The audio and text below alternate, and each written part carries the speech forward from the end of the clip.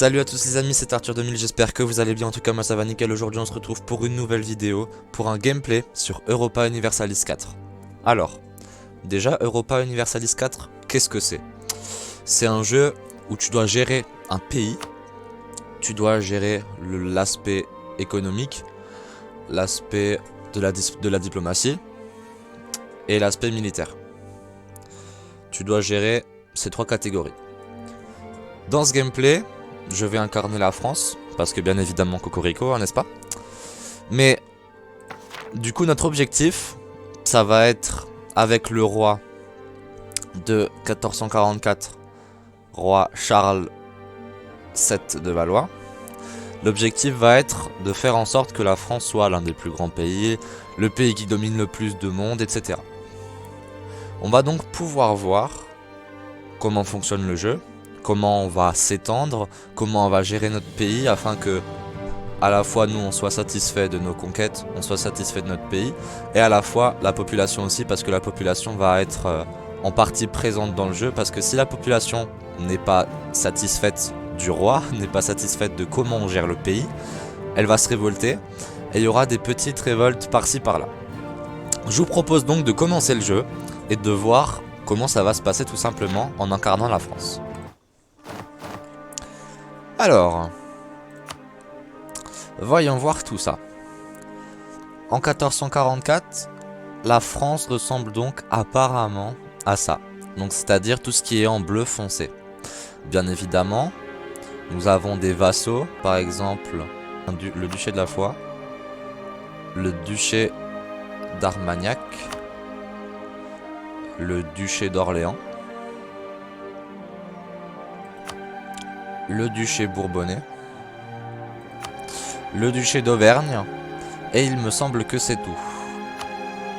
Il y a le duché de Provence, apparemment c'est notre allié. Mais nous, nos vassaux, c'est notre allié, mais il fait pas partie de nos vassaux tout simplement. Le jeu est en partie centré sur l'histoire.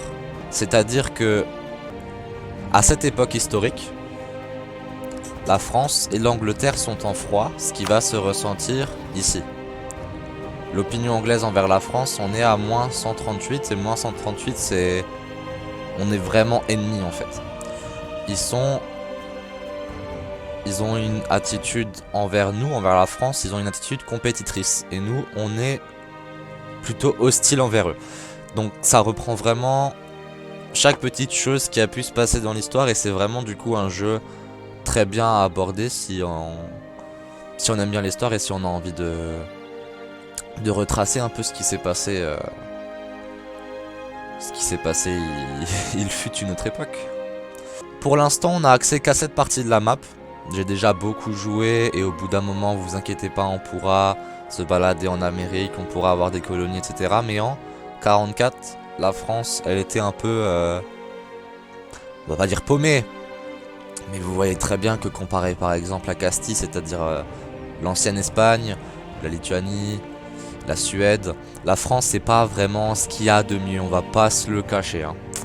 C'est pour ça que notre objectif ça va être de faire en sorte que la France soit glorieuse et qu'elle puisse potentiellement devenir le royaume, voire même l'objectif final ce serait de former un empire avec la France et de, pourquoi pas, dominer le monde. On verra très bien comment ça se passe. Déjà, ce qu'on va faire, c'est qu'on va accélérer le temps, parce que si ça se passe de minute en minute, ça va être très long. On va le mettre à 4, enfin plutôt à 3 quand même pour démarrer. Et on va appuyer sur Start après avoir fait un truc, c'est-à-dire pas suffisamment de rivaux. C'est-à-dire qu'on va s'attribuer des rivaux. Là, on a des cases, on a 3 rivales maximum. Je vais appuyer sur la case, et de toute manière, j'ai que le choix à avoir ces 3 rivaux là. En général, soit il y en a au moins un. Tu es obligé d'avoir au moins un rival. Mais en général, tu as vachement plus de choix. Tu as au moins une quantité de 6 rivaux possibles. Là, il y a l'Angleterre, la Bourgogne et la Lituanie. Je me dis, pourquoi pas de faire de l'Angleterre notre rival. Parce que de toute manière, c'est comme ça. C'était comme ça à cette époque. L'Angleterre était rivale à la France. On va faire en sorte que la Bourgogne aussi, parce que la Bourgogne aussi était rivale à la France. Il y a eu des petits soucis avec eux, n'est-ce pas? Le bourguignon à mort. Ah, un sale bourguignon qui pue la merdasse. Et la Lituanie elle est loin, donc on s'en fiche un peu, mais vu que elle nous considère comme sa rivale, bah écoutez, toi aussi t'es ma rivale, hein, let's go. Hein. Alors, faible contrôle des terres par l'État. Voilà. Donc là on peut voir que les nobles ont une loyauté de 50%, ok. Je sais pas vraiment où c'est, mais du coup, ce qu'on va faire en fait, c'est qu'on va confisquer des terres, parce que là, si on a un faible contrôle des terres, c'est pas top en fait. Là, les nobles, ils contrôlent 50% du pays. Là, on peut voir les terres des ordres. D'accord, c'est même un truc que j'avais pas vu moi quand je faisais mes trucs. L'État contrôle 30% du pays et les nobles vachement plus. Donc, en fait, ce qu'on va faire, c'est qu'on va confisquer des terres. Et chaque catégorie, les bourgeois, les nobles et le clerc, ils vont perdre 30%. Non, ils vont perdre 20%. Et en fait, faut pas qu'ils descendent en dessous de 30. S'ils descendent en dessous de 30, c'est là qu'il risque d'y avoir des révoltes. Il peut y en avoir aussi pour d'autres occasions, mais ça va contribuer. Du coup, faut qu'on soit à la fois bien avec les ordres, mais à la fois, faut qu'on puisse montrer que c'est nous les patrons en gros. Donc là, on va leur confisquer des terres. Ils descendent tous de 20%. L'icône, elle disparaît. Donc ça veut dire qu'on se débrouille plutôt bien pour l'instant. Et on peut recruter des conseillers. Les conseillers, ils vont nous rapporter des points de puissance militaire, des points de puissance diplomatique et des points de puissance administrative. Et c'est grâce à ces points qu'on va pouvoir avoir déjà de nouvelles doctrines et surtout améliorer nos technologies pour qu'on puisse avancer dans le temps et rester un pays, une France moderne. Ça, c'est l'objectif numéro 1. En général, c'est très compliqué parce que les points, on peut les utiliser pour améliorer les villes. Là, par exemple, je peux dépenser 68 points de puissance militaire pour accroître les réserves de Paris de base de plus 1. Donc ça va nous permettre tout ce qui est en vert, des atouts qui peuvent être pas mal, mais en général je m'en occupe très peu. Et donc c'est parti, tout simplement. Je pense qu'on a fait le tour pour l'instant. Vous verrez que le jeu d'alliance est vraiment omniprésent dans Europa Universalis. Et de temps en temps, voilà. D'accord, ok. Ok. Les Casus Belli. On va en parler très légèrement du Casus Belli parce que ça va être très rapide, mais pourtant on en aura besoin tout au long de la partie. Les Casus Belli, tout simplement, ça va être une raison de faire la guerre aux autres. Là, par exemple, j'ai un Casus Belli contre l'Angleterre, la Lituanie et la Bourgogne. C'est le Casus Belli, humiliation d'un rival. Et tout simplement, c'est ce qui va nous permettre de rentrer en guerre contre ce pays et d'avoir une justification. Parce que si on n'a pas de justification, on a un malus. Je vais vous montrer un exemple. Par exemple, on n'a rien contre Castille. C'est même... Non, j'allais dire c'est neutralisé, pas du tout. Je vais vouloir lui déclarer la guerre. J'ai pas de Casus Belli, ok. Ah ouais, en plus je peux même pas leur déclarer la guerre. Bah, vous savez quoi? On va avancer jusqu'au 11 décembre, voilà. Là, déclencher cette guerre va aussitôt avoir des conséquences néfastes. Déjà, la lassitude de guerre va augmenter de 2. Là, c'est où? Ici, la lassitude de guerre, elle va aller à 2 sur 20. Et on va perdre, on va perdre 2 de stabilité. Vu que là, on est à 0, on va être à moins 2. Et c'est justement là qu'il va y avoir des révoltes dans la France. Il y aura aussitôt une pénalité de relation pour expansion agressive envers 1 et 26. Entre 1 et 26 avec 181 pays. En fait, si vous voulez, il faut vraiment se méfier dans Europa Universalis de l'expansion agressive. Pourquoi? Parce que tout simplement, si maintenant, déjà je déclare la guerre à Castille, sans avoir de Casus Belli, les autres pays, en gros, ils vont se dire, oula, le gars, il attaque juste pour attaquer, il a aucune raison, en tout cas aucune raison justifiable dans le jeu. Donc faut s'en méfier. De plus, si je gagne la guerre, contre Castille, honnêtement ça m'étonnerait, parce que, enfin, grâce à nos alliés, d'après le jeu, on a plus de chances de gagner, mais ça c'est qu'un détail, je suis pas sûr de pouvoir m'en sortir, mais enfin bref. De plus, si jamais on gagne et que je prends des territoires à Castille, que je dis bah tiens, ces territoires ils sont français, en plus, il y aura une pénalité pour expansion agressive encore plus importante, et les pays vont former des coalitions contre moi. Donc il peut très bien y avoir le Portugal, Castille, Aragon, Maroc, j'arrive pas à le prononcer donc fuck, la Hongrie, la Pologne, l'Autriche, la Bohème, le duché de Brandebourg, le Danemark, la Suède, la Norvège, la Lituanie, la Moscovie, tout ça, l'Angleterre, l'Écosse. Il peut y avoir n'importe quel pays, Milan, Naples, absolument ce que vous voulez, qui peuvent se dire ah bah tiens, je vais aller dans la coalition contre la France parce elle a une expansion trop agressive, donc on va en gros lui régler son compte. On va lui apprendre que faut arrêter de tout le temps vouloir tous les territoires, vouloir trop avoir une expansion trop importante tout simplement. Donc là, on a eu 3 casus belli, donc c'est bien. Si maintenant je veux faire la guerre à l'Angleterre, je peux. Cependant, ok, donc j'avais déjà des casus belli, nickel. Cependant, ce casus belli là, il nous permet pas en fait de prendre des territoires. Parce qu'il y en a certains qui nous permettent seulement, par exemple, certains casus belli qui nous permettent seulement de prendre des territoires, ou certains qui nous permettent seulement d'humilier notre rival. Il y a différentes choses qui nous permettent d'avoir des réparations de guerre et pas forcément ceci, cela. Vous verrez au cours du jeu tout simplement. On a 2 offres de mariage de Provence et de la part des Bourbonnais. On va accepter le mariage royal avec le souverain de Provence. Ça va faire en sorte que l'opinion de ce pays envers notre pays soit plus haut. Ok, donc grâce à ça, apparemment, on a plus 50 points de puissance administrative. Et ça va arriver tout au long du jeu c'est pas vraiment des easter eggs. Mais c'est des petits événements qui vont se passer qui vont faire que on va peut-être avoir des objets en plus. Peut-être on va... Ok. Ok. Un nouveau point. Les états pontificaux. Les états pontificaux, pour la faire très courte, c'est le pape. Et le pape, il peut excommunier n'importe quel dirigeant. Et quand un dirigeant est excommunié, il peut se faire taper par n'importe qui. Ce sera un casus belli suffisant. Par exemple, là maintenant, la Provence avec qui je me suis marié, génial. Si maintenant j'ai envie de lui faire la guerre, je vais dire il est excommunié. On s'en fout, ça va suffire. Donc ce serait une bonne idée de lui faire la guerre pour en faire notre vassal. Vous savez quoi? C'est ce qu'on va faire tout de suite. On peut aussi acheter des commandants avec les points de puissance militaire. On en a déjà, donc on va les utiliser.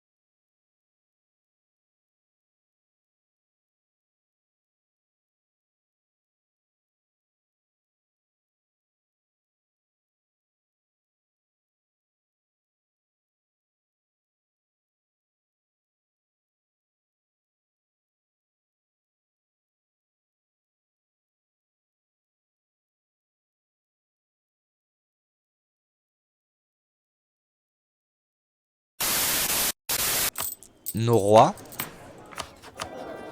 peuvent avoir des aptitudes. Notre roi est exemplaire, est sagace et sceptique. La reine est dogmatique. Et notre fils est machiavélique. Je sais pas si c'est bien. Je sais pas si c'est une bonne chose. Personnellement, je pense pas. Mais on verra très bien ce que ça donne par la suite dans l'aventure.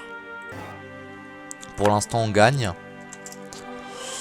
Et on va voir ce que ça donne. On est en train de se faire envahir. Où ça? Dans la Narbonne. Siège narbonnais. De Narbonnais. Alors là, actuellement, mes espérances, c'est qu'on ait atteint 100% avant qu'ils viennent nous embêter, en fait.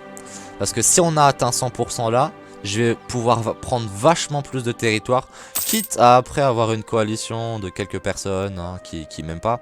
Pas grave. Dans le pire des cas, c'est vraiment pas grave. On a 28% ici, pourvu que ça augmente vraiment. Ah bah tiens, il vient de se passer quelque chose que j'avais pas vu. Vous voyez la Provence? Avant, elle avait des territoires ici. Et il y avait la Lorraine ici. La Lorraine a disparu. Et les territoires de la Provence ont été pris par Bourgons. Par la Bourgogne.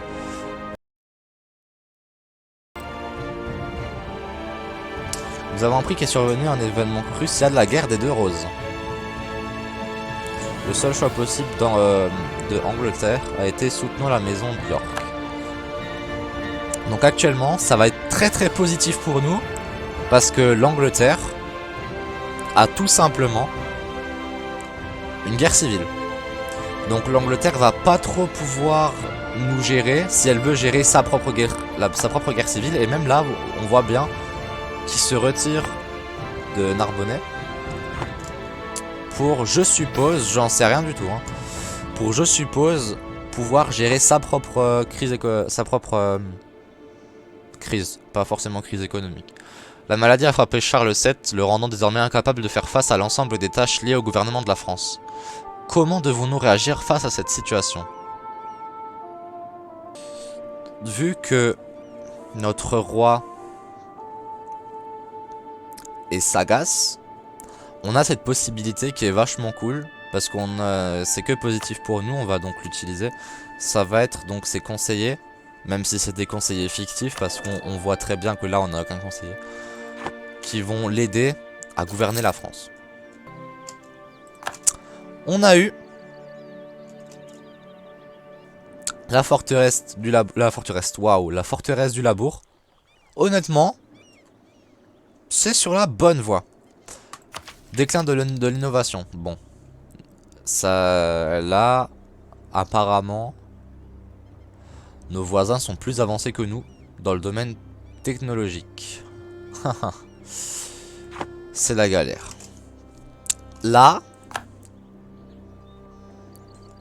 avec tous ces territoires qu'on contrôle en France, en fait, si vous voulez, tous les territoires anglais qui sont en France, c'est nous qui les contrôlons. On va donc pouvoir faire une demande de paix bien juteuse afin qu'on puisse récupérer des territoires. Là, je veux bien ces territoires, hein, bah bien évidemment, hein. Tous les territoires sud-ouest. Pourquoi pas la région de Caux? Le Bessin non, le Bessin sans Caux oui. Moins 72%, ok. Et le Cotentin? Non, ils veulent pas. On va accepter, on va juste se contenter de ces territoires. C'est déjà pas mal. On va s'occuper de Cotentin, de Caux et de Calais plus tard. Sauf qu'on va pas que demander des terres. On va demander l'abandon des revendications en France, c'est pas possible. Donc la réparation de guerre, c'est pas possible non plus. Donc on va tout simplement juste leur demander de l'argent. Beaucoup d'argent. C'est-à-dire 238 pièces. Et honnêtement, ça pourrait nous aider. On va faire la requête. Elle est censée être acceptée. Et attention.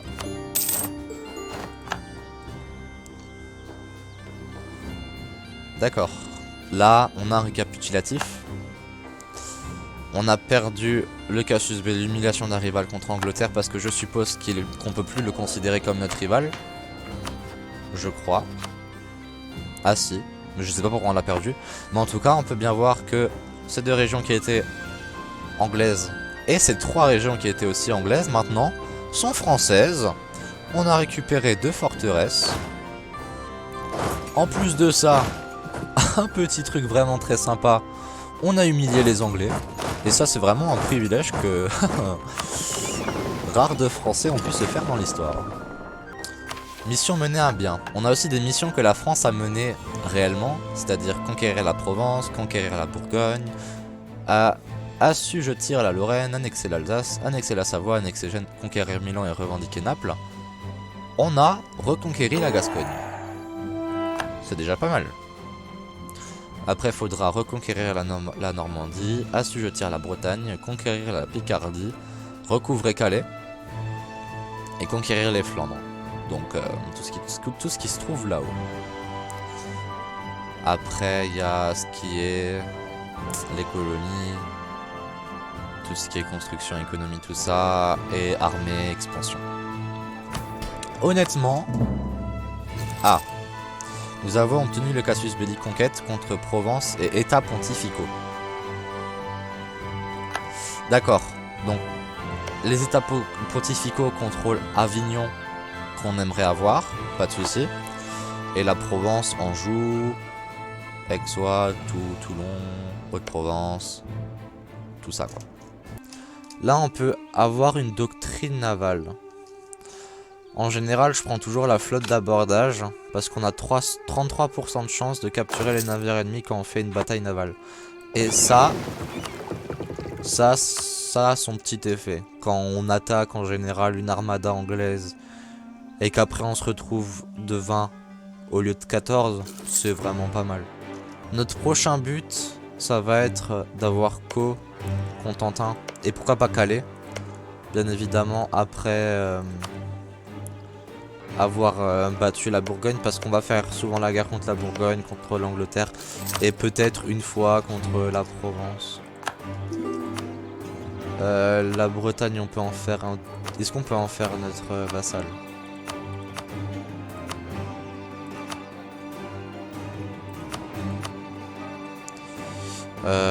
Comparaison entre les assises économiques françaises et bretonnes, ok. Donc faudrait qu'on leur envoie des... améliorer les relations diplomatiques, comme ça ils sont contents, tout ça. La Provence. Ils veulent pas parce que la France possède des provinces légitimes provençales. Ok, ben... Vous savez quoi? En 50, on va prendre Anjou. Et cette partie de la Provence, quand on va la conquérir, ça va être notre vassal. Tout simplement. Comme ça, ils n'ont pas le choix. On leur a pas demandé. Ils seront obligés. Et nous, on sera contents. La trêve arrivera à son terme en mai 50. Donc ça devrait pouvoir le faire. Alors, au bout d'un moment, il faudra exiger l'annexion avec nos vassaux. Comme ça, ils feront partie de notre territoire. Sauf que c'est pas possible avant 10 ans de vassalisation. Faut qu'il soit vassal. Faut que ce soit notre vassal pendant 10 ans. Et faut que l'opinion du pays envers la nôtre soit à plus 190. Là, elle est à plus 200 environ. Donc petit à petit, il faudra faire ça avec les Bourbons. Il faudra faire ça avec le duché d'Auvergne, le duché de Foix et le duché d'Armagnac. Après, la France sera à nouveau un royaume uni. On aura en plus de ça défait l'Angleterre. Et honnêtement, ce qui serait drôle et ce qui serait ironique, ce serait de posséder une petite province en Angleterre. Comme ça, si on veut les faire chier et aller encore leur taper dessus, on peut encore conquérir l'Angleterre. Et honnêtement, ce serait assez marrant. D'accord. Donc la Provence et la Bretagne se font la guerre. Ok. en Angleterre, la guerre civile, la guerre des 2 roses est terminée. C'est dommage, ça aurait pu nous permettre de plus en plus les taper, mais bon.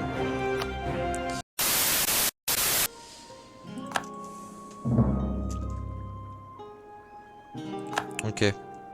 On a donc le Casus Belli contre la Bretagne. On peut se lancer à l'assaut de la Bretagne. Il a 2 alliés, Gueldre et Clan Ricard. Honnêtement, c'est vraiment des trucs, je m'en fous.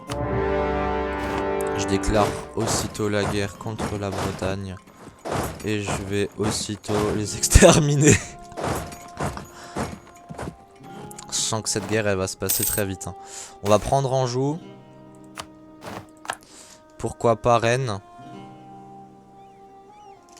Et on va en faire notre vassal.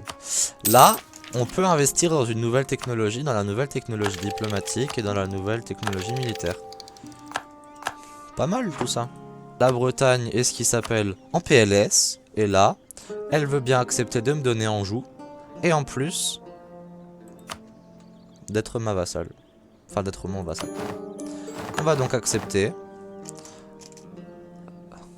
La Bretagne a accepté. Alors, en puissance diplomatique, on a des points en négatif, mais bon, c'est pas grave.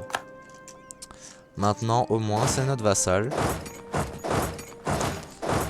Et au bout d'un moment, on pourra l'annexer. Et ça c'est une bonne chose. On va devoir légitimer Anjou avec des points administratifs. Et c'est ce point-là qu'on doit utiliser pour que justement... qu'on n'ait pas trop de problèmes avec l'expansion agressive. Faut vite... Très vite dire... Enfin, faut très vite dire... cet état est à nous. Mais ça coûte de la puissance administrative. Maintenant, mon objectif après, ça va être de prendre Aix ou Haute-Provence, un truc sympa, et en faire notre vassal, la Provence aussi. Alors, on va pouvoir améliorer la technologie administrative. L'Angleterre n'est plus considérée comme une grande puissance. C'est plutôt bien pour nous, ça. En plus, elle est en train de se faire ridiculiser par la Bourgogne. C'est un peu triste pour nous parce que l'Angleterre, mine de rien, ça aurait été sympa de continuer à lui taper dessus. Maintenant, la Bourgogne va être très inquiétante. On va voir ce que ça donne. Ce serait bien de vite s'en charger, en fait.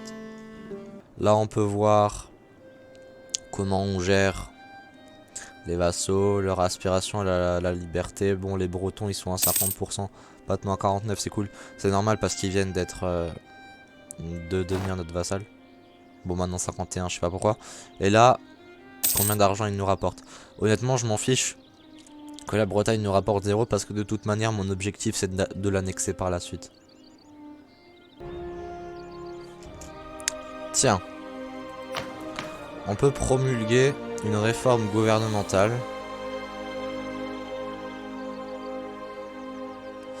On va faire ça. On va dégager l'influence des nobles et on va augmenter l'impôt. Ça m'a l'air pas mal. Ah! On a le Casus Belli, reconquête de Caux contre la Bourgogne. La Bourgogne, vachement affaiblie à cause de la guerre contre l'Angleterre. Je pense lui faire un beau petit coup assassin. Et il attaque. En plus de ça, je vais refaire une armée. J'ai eu beaucoup d'argent et j'ai beaucoup d'hommes dans mes réserves militaires. On va donc régler l'affaire de la Bourgogne. Là, actuellement, on va pouvoir réunir toutes les armées que j'ai formées. On va pouvoir en faire une autre légion. Ça a fait un coup à l'économie parce que bien évidemment... Hein, quoi? On a perdu le Casus Belli, quoi? Non. Non, ok, nickel, ça va. J'ai eu peur. J'ai cru qu'on avait perdu le Casus Belli. Bien évidemment, prendre en charge une armée, ça fait mal. Ça coûte. On va donc leur déclarer la guerre. Attention, ça va faire mal. Voilà.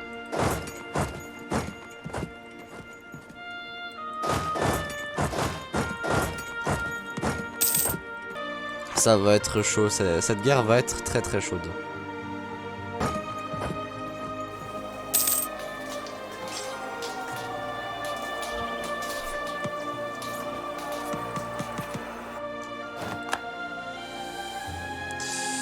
Cette guerre va être très chaude.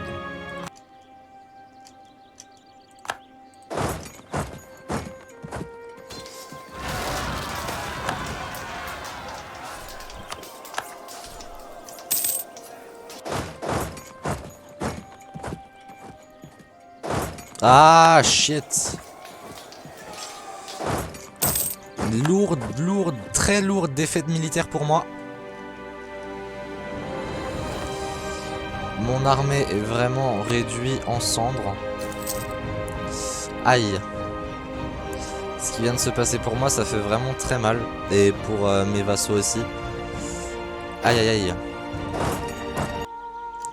Et on va les attaquer tout simplement. Hein. Et s'il y a des alliés à eux qui vont les aider, bah écoutez. Moi je vais m'aider aussi. Hein. Ah, je risque à nouveau de perdre. La plus grande bataille. Là, c'est clairement la plus grosse bataille. Je ne sais pas qui va gagner. On a gagné. On a gagné la plus grosse bataille. Là, ça leur a foutu un coup. Tu m'étonnes que ça leur a foutu un coup au moral. Alors, est-ce que je pourrais pas faire ma petite affaire là? Vous savez quoi, je suis joueur. On va continuer cette guerre jusqu'au bout. On a remporté le siège. On va en remporter un second. On va assiéger la capitale de la Bourgogne. La maison de Dreux. Et Anne, le roi, gagne non seulement une épouse, mais aussi de nouveaux alliés sur la scène politique. La famille de la reine, la maison des deux Dreux, est ancienne et exerce une grande influence depuis son fief, dans la province de Bordelais, véritable joyau de la couronne de France. À l'amitié éternelle. Honnêtement, l'affaire de la France s'avère être de plus en plus correcte.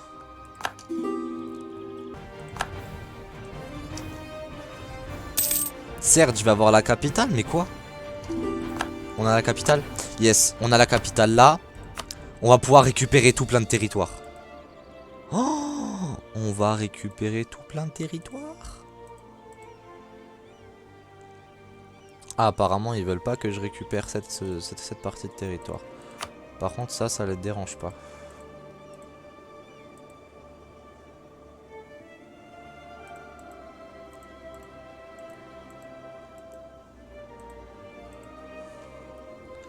Alors, tout ça, ils sont d'accord. Ils sont même d'accord pour nous donner un peu de fric. Honnêtement, let's go.